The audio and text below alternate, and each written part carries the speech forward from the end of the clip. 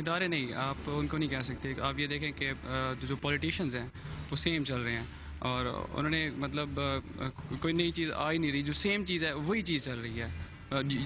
Youth جو ہے وہ اوپر نہیں آ رہی ہے، تو انکریج نہیں کیا جا رہا یوتھ کو. وڈیرا سسٹم جو ہے وہ کافی اسٹرانگ ہے، جس کی وجہ سے جو نیو جنریشن ہے وہ آ ہی نہیں پا رہی اوپر. جو پہلے سے موجود ہیں وہ بھی اسٹرانگلی ٹھہرے ہوئے ہیں. انٹالرنس جو ہے نا، اور جو ایک چینج ہے ایز ان جو لوگ ہیں پاکستان کے، وہ ایک کنٹینیوس پروسیس کے تھرو ہی جاتے ہیں. ان کو بہت جلدی ایک چینج چاہیے ہوتا ہے، اور اس کی وجہ سے نہ ایز ان نہ ڈیموکریسی صحیح طرح کام کر سکتی ہے، نہ وہ اس مائنڈ سیٹ میں ابھی تک آئے ہیں جس کی بہت ضرورت ہے کہ وہ ایک مائنڈ سیٹ اپنا پریپیئر کریں کہ ہاں ہمیں چاہتے ہیں کہ لوگ ہی گورن کریں، لوگ ہی سب کچھ کریں.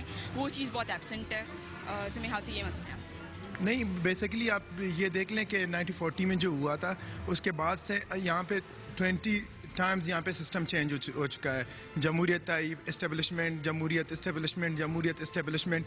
اور اگر کبھی جمہوریت آئی بھی، وہ بھی ایسی جمہوریت آئی کہ وہ اسٹیبلشمنٹ کے ساتھ اس کی کولیبریشن تھی. آپ کہہ سکتے ہیں کہ اس کے اوپر فورس تھا. اس طرح فری جمہوریت ہمارے کنٹری میں، بیوروکریسی جو ورڈ ہے ابھی تک ہمارے کنٹری میں ایگزسٹ نہیں کرتا ہو.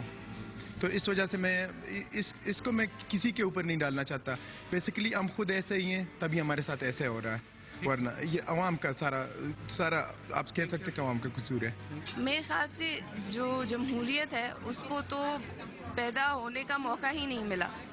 جب پاکستان پیدا ہوا 1947 آتے ہی پہلا مارشل لاء لگ گیا، پھر دوسرا، پھر کانسٹیٹیوشن جو ہے وہ ہٹا دیا دوسری دفعہ، تیسری دفعہ.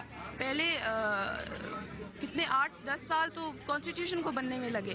تو آپ کیسے کہہ سکتے ہیں کہ جمہوری نظام ڈیولپ ہوگا جب اس کو بننے ہی نہیں دیا جاتا؟ اور اب جب بنا ہے بڑی مشکل سے، کتنی قربانیوں سے، تو پھر ہم اس میں اگر خامیاں ڈھونڈنے لگے ہیں کیسے ہو سکتا ہے؟ 3 سال نہیں ہوئے کہ ڈیموکریسی آئی ہے، جمہوریت آئی ہے، تو کہاں سے ٹھیک ہوگا ایک دم سے؟ ہم نے کوئی میجک وانڈ تو نہیں ہلانی.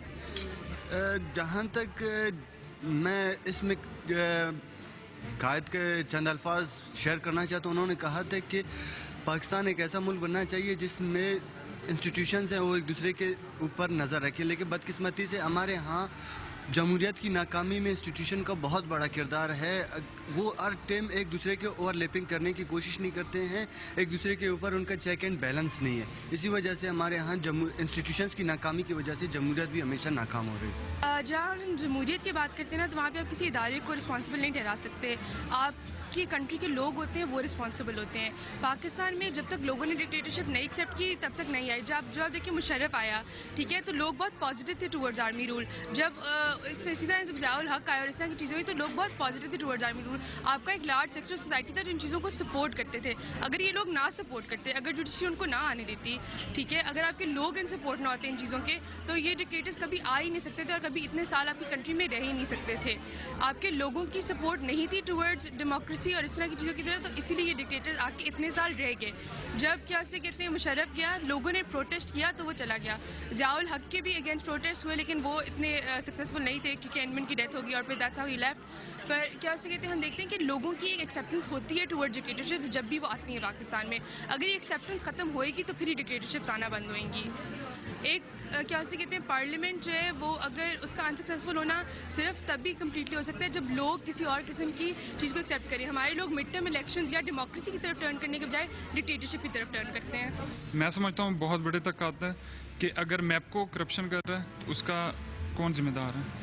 اگر ریلوے میں کرپشن ہو رہی ہے تو کون ذمہ دار ہے؟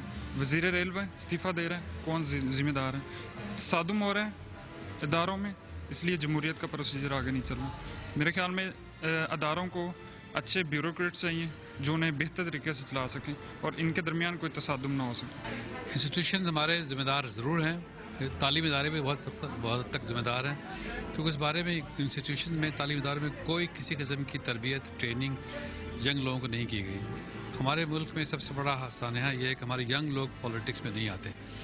انلیس ینگ لوگ پالیٹکس میں آئیں گے ہمارے پولیٹیکل سسٹم کو ٹھیک نہیں ہو سکتے. وہاں جب تک وہ جاگیردارانہ نظام چل رہا ہے، بھائی پرانے باپ کا بیٹا آ رہا ہے، جاگیردار کا بیٹا جاگیردار وہاں پہ آ رہا ہے، وہ نہیں چلے گا. ینگ ایجوکیٹڈ لوگ پالیٹکس میں آئیں گے، وہ ممبر آف پارلیمنٹ بنیں گے تو پھر پبلک پالیسی میں چینج آئے گا اور پالیٹکس میں بھی چینج آئے گا. جمہوریت کو میرا خیال میں ایک تو سب سے بڑی وجہ یہ ہے کہ موقع نہیں دیا گیا. جب بھی کوئی جمہوری حکومت برسر اقتدار آئی کوئی نہ کوئی بہانہ کر کے اسے ختم کر دیا گیا. کبھی پولیٹیشنز کو کرپٹ کہا گیا, کبھی کوئی اور ریزن دے کے. تو میرے خیال میں سب سے بڑی وجہ تو یہ ہے کہ اسے اپنی مدت پوری کرنے کا موقع نہیں دیا گیا. اور دوسری میرے خیال میں وجہ یہ ہے کہ جب مدت پوری کرنے کا ایک موقع ملا تو ہمارے پولیٹیشنز نے زیادہ ذمہ داری کا ثبوت نہیں دیا, اور ایک بہت ہی اچھا موقع خاص کر آج کل کی حکومت کے لیے ہے کہ جب کوئی اتنی زیادہ اپوزیشن ان کی نہیں ہے, فوج بھی اس میں انٹرسٹڈ نہیں ہے, تو لیکن وہ اتنے زیادہ کوئی سیریس نہیں ہے معاملات کو حل کرنے میں.